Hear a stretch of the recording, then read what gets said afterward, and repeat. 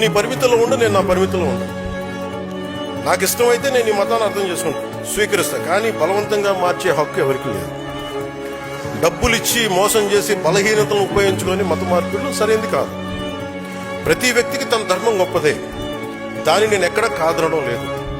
ఈ దేశం అన్ని మతాలని గౌరవించే సంస్కృతితో ఎదిగింది. పర్షియన్లు ఈ దేశంకి వచ్చినప్పుడు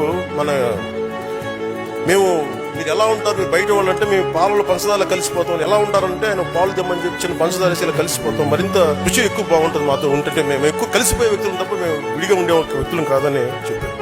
ఈ దేశాన్ని మరింత మధురంగా చేస్తామని చెప్పారు. అందుకే ఈ దేశం వారిని ఆదరించింది. శ్రీకృష్ణదేవరాయల కాలంలో అరబ్ వ్యాపారులు గుర్రాలు అమ్మడానికి వచ్చి మాకు ప్రార్థనా స్థలం లేదు అని అడిగితే ఆయన మస్జిదులు నిర్మించి ప్రార్థనలు చేసుకునే అవకాశం కల్పించారు. ఎందుకంటే ఈ దేశ సంస్కృతికి ఇన్సెక్యూరిటీ, అభద్రతా భావం లేదు.